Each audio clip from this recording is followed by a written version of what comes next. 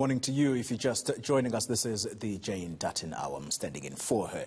Let's take you back to 2013 now. That's late 2013. You'll recall that the Minister of Education published legally binding norms and standards for school infrastructure. Now, every school must have water, electricity, internet, working toilets and safe classrooms with a maximum of about 40 pupils per class. However, 6 years later, Equal Education has still concerns over the unacceptable state of some of the schools across the country. For more on this, I'm joined by Hopolang Selebalo. She is the co-head of research at Equal Education. Hopolang, thank you very much for your time. Thank you for having me. How bad is the situation, and what's the figure we're working with in terms of schools that are in an unacceptable state?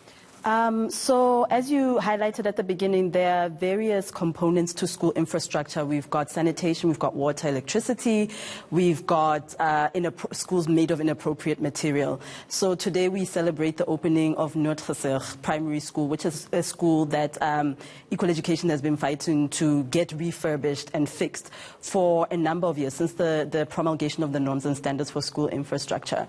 But if we're going to talk about sanitation, we know that there are just under 4,000 schools across the country that only use plain pit latrines as the only form of sanitation.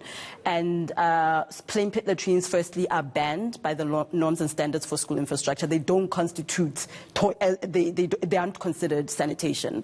And the norms did say that by the end of 2016, that all schools should have been provided with toilets, not plain pit latrines. That was the deadline, 2016. That was the first deadline. The provision of water, sanitation, electricity, and that all schools made of inappropriate material should be eradicated and replaced.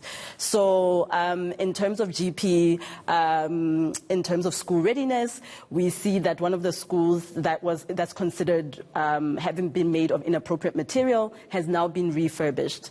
That being said, Gauteng has been very slow in terms of eradicating schools with asbestos.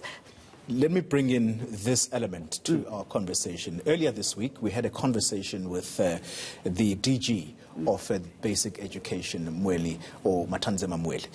And he tells us that in 2020, he cannot say for certainty that some schools in the country that still have pit latrines will not have a child fall into it. I mean, it's unsettling. It's unsettling, it's astounding, and it's a complete disregard of people's lives, of learners' lives, of small children's lives, and it boggles the mind how that can be said at this point in time.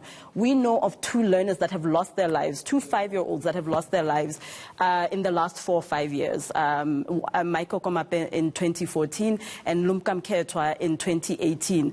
I don't understand how anybody in the Department of Basic Education or any of the provincial MECs could possibly sleep at night knowing that learners in their provinces, learners across the country, are at risk of losing their lives because of poor infrastructure.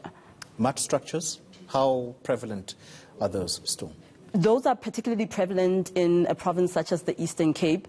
The Department of Basic Education has a program called ASIDI, the Accelerated School Infrastructure Delivery Initiative, that was started in 2018 and 2011 and meant to address all these backlogs by 2013. But they're still working. So it's been almost a decade, and there are still mud structures in provinces such as the Eastern Cape, a couple of hundred of those. Look, someone listening is saying we're spoilers because it's such an exciting day.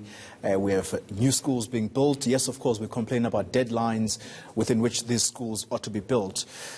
What about the actual content that's being taught to children? First and foremost, the number of children in school per teacher. Are you happy with the figures that are being bandied about?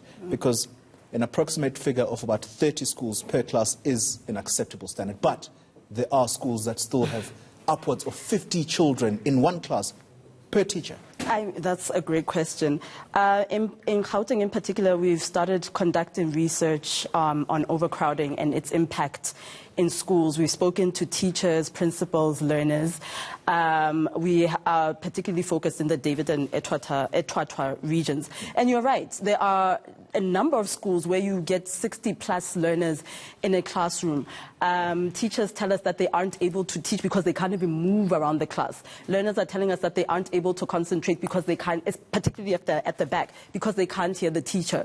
The classroom sometimes overheats, so the learners are falling asleep. That is a real situation. In a province like Gauteng, for example, one of there have been various reasons that have been put on the table that relate to overcrowding, but one of them is immigration, learners coming in from rural provinces into Gauteng. But this is a trend that the department knows has been going on for a number of years, and you put measures in place to mitigate against that.